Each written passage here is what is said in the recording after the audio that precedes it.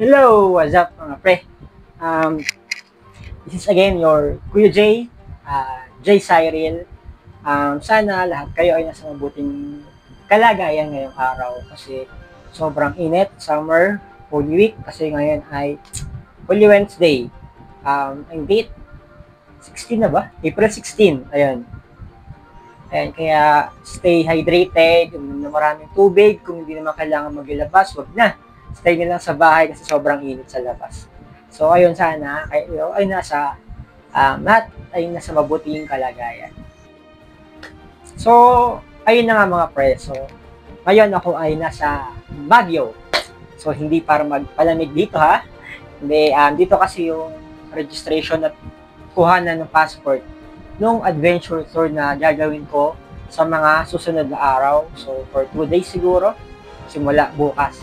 So, dito na ako mag-spend ng gabi sa Baguio City para kinabukasan, fresh yung energy ko at hindi ako laspag. Kung dire-diretso ko kasi, tsak paguran yun. So, yung adventure tour na gagawin ko ay ito, Cordillera Adventure Tour. So, itong Cordillera Adventure Tour ay naglalayon na ma-promote yung mga lugar dito sa Cordillera region. So, ang mechanics nito, itong tour na to, ayan, level 1 siya ay 4,816 curves. Ayan, so, dito ang binibilang yung kurbada, hindi yung kung gaano kalayo i-cover mo loop.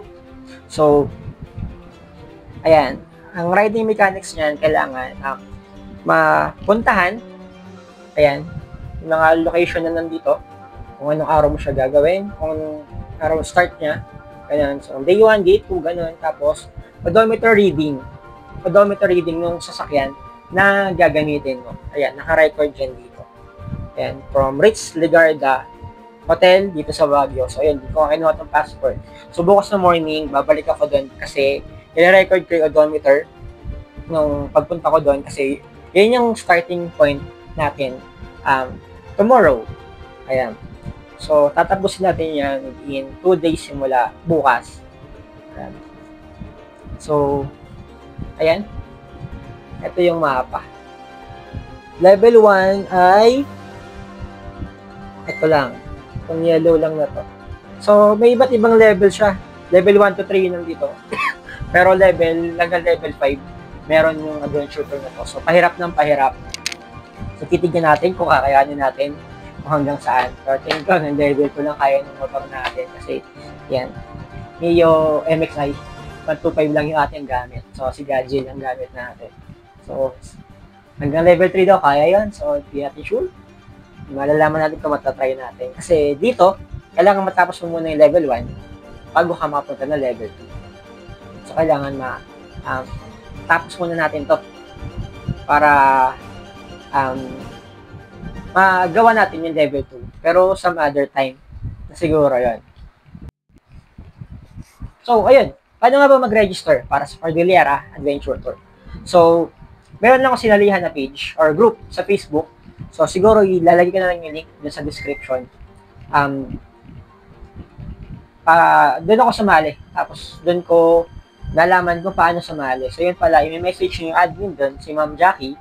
Tapos, ayan, kapadalan niya kayo ng registration form para dun sa adventure tour. Ayan, dun, kukunin din yung details mo. Ayan. Tapos, pag-confirm na, send mo sa kanya, ayan nga, magbabayad ka na. So, 2,000 pesos yung registration sa adventure tour na to mula level 1 hanggang level 5 for 2,000 pesos each yung registration fee. So, pag natapos mo naman siya, meron siyang finisher t-shirt, certificate of achievement, tsaka finisher sticker. Ayan. May ganun siya pag natapos. Parang Philippine look ganun. Tsaka sa mga sa mga fun run, diba? May mga ganun pag natapos mo yung fun run. So, ayun. So, yung paggawa nito, unlimited naman yung time. So, hindi siya time-bounded na dapat matapos mo ng within 2 days, 3 days, ganun. Pero ito, unlimited. Ayan. So, dapat din may picture sa bawat destination na nandito sa checkpoint. Ayan, may picture ka. Pero may nakahanda ako na 5 set ng pictures per checkpoint. Ayan.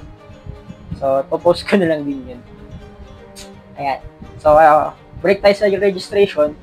Ayun na nga. Ang alam ko may registration din sa Metro Manila. I don't know lang kung saan din ang registration. Ayan. So, pag-confirm na, travel ka na, pupunta dito sa Baguio. Tapos, punta ka doon sa Rich Ligarda Hotel. Tapos, ipe-present mo lang sa kanila yung resibo na isi-send ni Ma'am Jackie. So, ito yung resibo. Sample.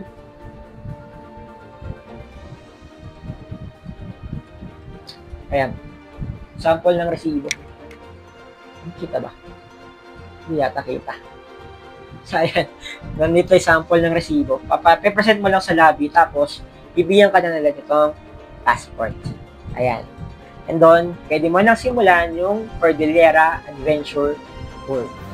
So, tayo, bukas, natin siya uumpisahan. Hopefully, matapos natin within 2 days. So, sabi nila, kayang-kaya naman daw. Tapusin within 2 days. Ayan. Tapos, ayan.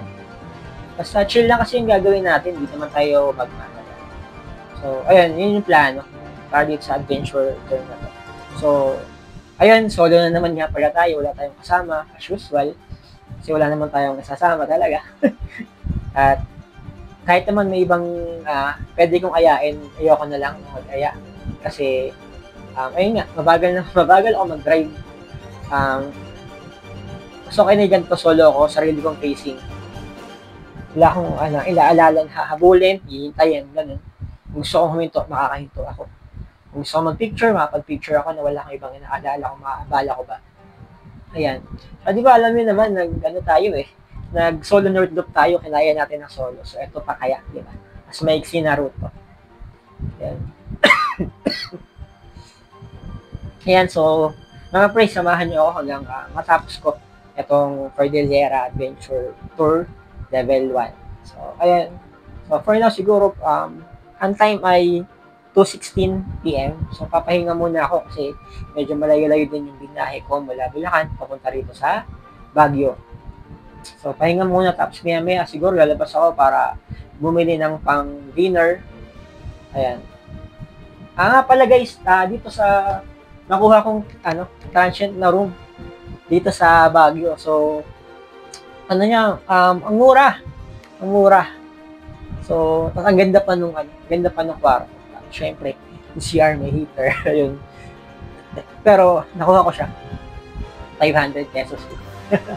So, ayan, naka-jackpot pa din. So, ewan ko, ito yung pinakamura. Pero para sa akin, sulit na yung 500. Kasi malalapit din sa mga tourist destinations dito sa Baguio. So, ayan. So, mga pre, papahinga muna ako. So, kita-kits na lang bukas ng umaga. Pag sinimulan na natin to, Cordillera Adventure Tour natin. So guys, dyan lang kayo. Samahan nyo ako. Wala nyo ako iiwanan kasi kailangan kasama ako sa pag-travel ko ngayon. So, ayun lang. Kita-kits tomorrow guys.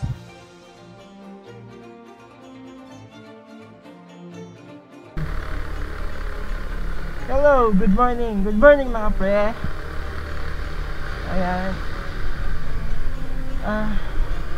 It's a cold morning here in Baguio. So, ayan, papunta na ako sa first checkpoint, yung pinuhanan natin ng passport kagabi. On the way na ako doon para doon mag-record ng first odometer reading natin. Ayan, so, malapit lang yun ha. Tapos 5 minutes lang mula doon sa aking pinag-check-inan na transient. Ayan, so, kailangan kasi doon ay recorded yung odometer tsaka picture. Ayan, picture na katibayan na ikaw ay nakarating doon.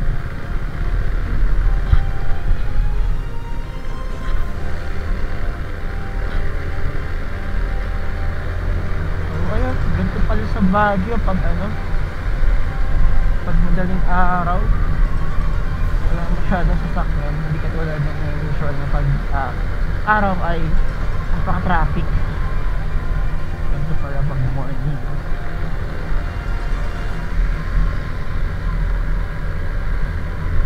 Ang lamig kasi ang time check ay 4:30 AM.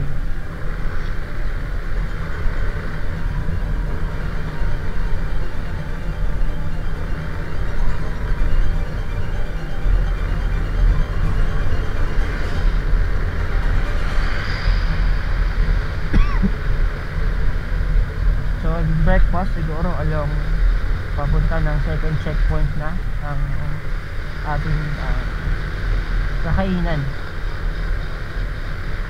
Nahanap tayo papunta ng on the way to ang Buklao Dam.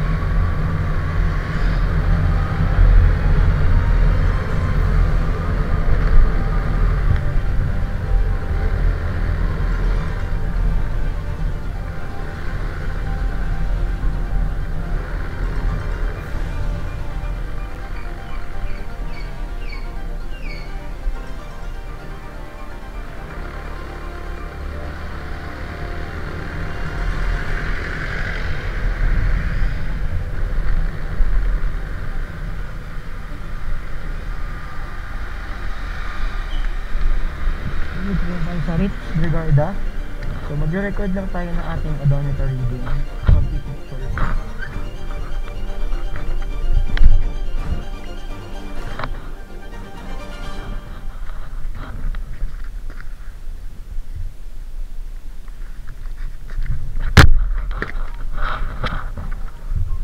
So ganito.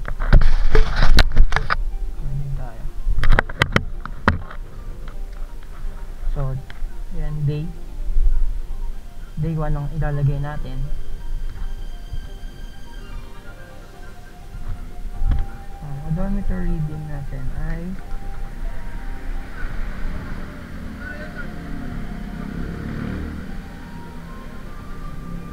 92259.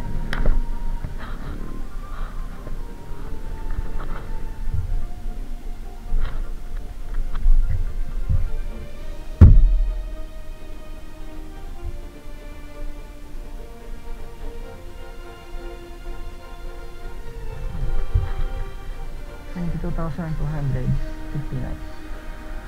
So picture naman tayo.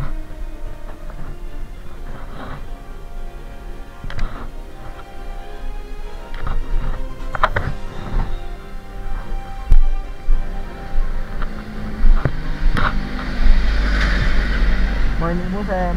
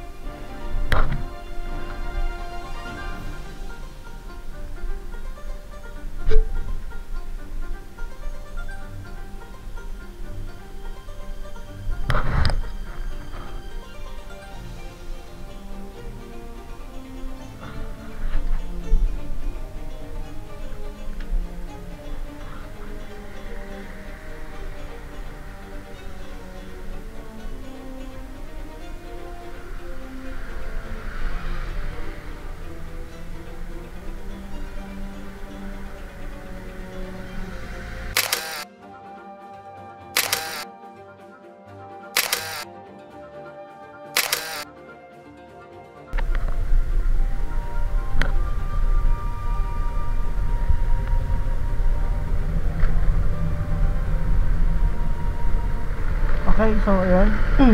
Next destination tayo. Ang ating next checkpoint, ang Buklaw Dam View Deck. Ang ating next na checkpoint. So madilim pa naman guys, so update ko na lang kayo pag medyo maliwaliwanag para okay yung video natin. So guys, samahan nyo ako Diyan lang kayo. And I hope mag-enjoy kayo sa mga makikita natin view ngayong araw sa ating Cordillera Adventure. So thank you guys, kita-kits tayo later.